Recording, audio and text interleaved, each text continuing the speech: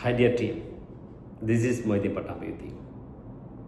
നമ്മുടെ ജീവിതത്തിൽ നമ്മൾ ചുറ്റും നിരീക്ഷിക്കുകയാണെങ്കിൽ നമുക്ക് 3 തരത്തിലുള്ള ആളുകളെ കാണാൻ കഴിയും. ഒന്ന്, ജീവിതത്തിൽ ഒരുപാട് വിജയങ്ങളൊക്കെ കൊയ്തിട്ടുള്ള, ഒരുപാട് വിജയങ്ങളൊക്കെ കൈവരിച്ചിട്ടുള്ള വിന്നേഴ്സ്. രണ്ടാമത്തെ തരം, ജീവിതത്തിൻ്റെ കയ്പുനീർ ഏറ്റുവാങ്ങിയ ലൂസേഴ്സ്. മൂന്നാമത്തെ തരം എന്ന് പറയുന്നത് അവർ സേഫ് സോണിൽ ജീവിച്ചു പോയവർ. ഒരുപാട് വിജയത്തിൻ്റെ കഥകളൊന്നും പറയാനില്ലാതെ, എന്നാൽ ഒരുപാട് പരാജയത്തിൻ്റെ കഥകളും പറയാനില്ലാത്ത സേഫ് സോണിലൂടെ ജീവിച്ചു പോകുന്ന, കംഫർട്ട് സോണിലൂടെ ജീവിച്ചു പോകുന്ന ഒരു കൂട്ടം ആളുകൾ. ഈ 3 ആളുകൾക്കും അവർക്ക് അവരുടേതായ കാര്യങ്ങളൊക്കെ പറയാനുണ്ടാവും, റീസൺസ് പറയാനുണ്ടായിരിക്കും. വിജയത്തിൻ്റെ പിന്നിലെ ഒരുപാട് കഥകൾ, പരാജയത്തിൻ്റെ പിന്നിലെ ഒരുപാട് കഥകൾ, സേഫ് സോണിലൂടെ ജീവിച്ചു പോകുന്നതിന് ഉള്ള ഒരുപാട് കാരണങ്ങൾ, അങ്ങനെ പലതും അവർക്കൊക്കെ പറയാനുണ്ടായിരിക്കും. ഇന്ന് ഞാൻ നിങ്ങളുമായി സംസാരിക്കാൻ പോകുന്നത് നമ്മെ പരാജയത്തിലേക്ക് നയിക്കുന്ന 2 ആളുകളെ കുറിച്ചാണ്.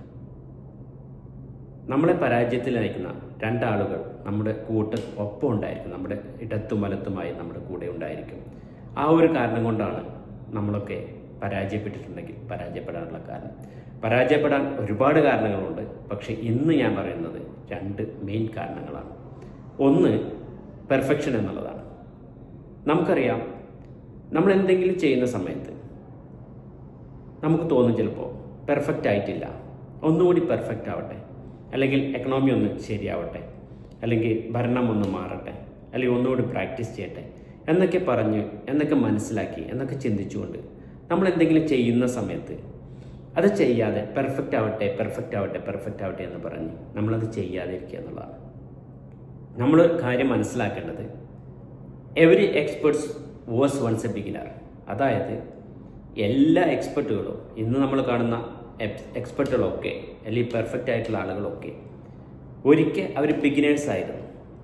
അവർ പ്രാക്ടീസ് ചെയ്തുകൊണ്ട്, ബേബി സ്റ്റെപ്സുകൾ എടുത്തുകൊണ്ട്, സ്മോൾ സ്റ്റെപ്സുകൾ എടുത്തുകൊണ്ട് അവർ അത് പ്രാവർത്തികമായപ്പോൾ, അവർ പെർഫോം ചെയ്തപ്പോഴാണ് അവർ എക്സ്പെർട്ടുകളായി മാറിയിട്ടുള്ളത്.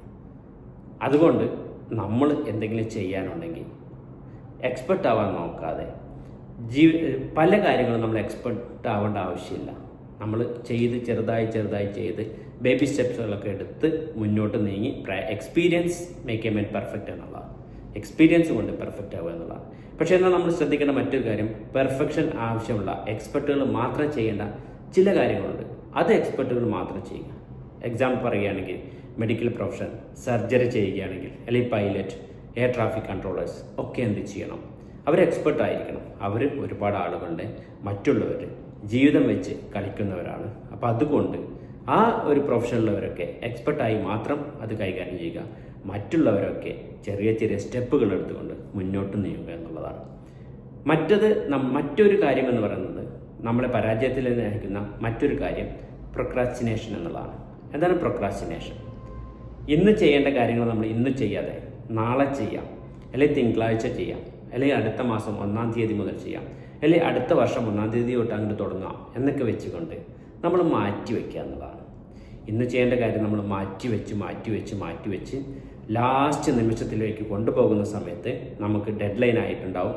അപ്പോൾ നമ്മൾ എന്ത് ചെയ്യും? പെട്ടെന്ന് ആ കാര്യം ചെയ്തു തീർക്കേണ്ടി വരും. അപ്പോൾ അതിൻ്റെ ഒരു റിസൾട്ട്, നമ്മൾ വിചാരിച്ച പോലെ റിസൾട്ട് ഇല്ലാതെ നമ്മൾ പെട്ടെന്ന് ചെയ്തു തീർക്കേണ്ട ഒരു അവസ്ഥയിലേക്ക് വരും. അതുകൊണ്ട് നമ്മൾ മനസ്സിലാക്കേണ്ട ഒരു കാര്യം ഇന്ന് ചെയ്യേണ്ട കാര്യം ഇന്ന് തന്നെ ചെയ്യുക എന്നുള്ളതാണ്. ഇന്ന് ചെയ്യേണ്ട കാര്യം ഇന്ന് തന്നെയാണ് ചെയ്യേണ്ടത്. നാളെ എന്നുള്ളത് വിഡ്ഢികളുടെ പ്രവൃത്തി ദിവസമാണ് എന്ന് മനസ്സിലാക്കി, നാളെ എന്നുള്ളത് മഠ്യന്മാരുടെ പ്രവൃത്തി ദിവസമാക്കി എന്ന് മനസ്സിലാക്കി, മഠ്യന്മാരുടെ പ്രവൃത്തി ദിവസമാണ് നാളെ എന്നുള്ളത് കൃത്യമായി മനസ്സിലാക്കി, ഡു ഇറ്റ് നൗ എന്ന ഹാബിറ്റ് നമ്മുടെ ജീവിതത്തിൽ കൊണ്ടുവരിക എന്നുള്ളതാണ്. അങ്ങനെ നമ്മൾ പെർഫെക്ഷൻ നോക്കാതെ ബേബി സ്റ്റെപ്പുകൾ എടുക്കാനും, അതുപോലെ ഇന്ന് ചെയ്യേണ്ട കാര്യങ്ങൾ ഡു ഇറ്റ് നൗ എന്നുള്ള ഹാബിറ്റ് ബിൽഡ് ചെയ്തുകൊണ്ട് അപ്പോൾ തന്നെ ചെയ്യാനും തയ്യാറായ ഈ 2 ചങ്ങാതിമാരെ നമ്മൾ ജീവിതത്തിൽ നിന്നും മാറ്റി നിർത്തി മുന്നോട്ട് നീങ്ങുകയാണെങ്കിൽ തീർച്ചയായും ഒരുപാട് വിജയങ്ങൾ കൈവരിക്കാനും, നമ്മൾ ആഗ്രഹിച്ച രീതിയിലുള്ള കാര്യങ്ങൾ കൃത്യസമയത്ത് ചെയ്തു തീർക്കാനും ഒക്കെ നമുക്ക് കഴിയും. അങ്ങനെ നമ്മൾ ആഗ്രഹിച്ച ലക്ഷ്യങ്ങൾ നേടിയെടുക്കുന്നവരുടെ കൂട്ടത്തിൽ നമ്മളെല്ലാവരും ഉൾപ്പെടുത്തട്ടെ. ഉൾപ്പെടട്ടെ എന്ന് ആഗ്രഹിച്ചുകൊണ്ട്, ആശംസിച്ചുകൊണ്ട്, പ്രാർത്ഥിച്ചുകൊണ്ട് നിർത്തുന്നു. Thank you so much.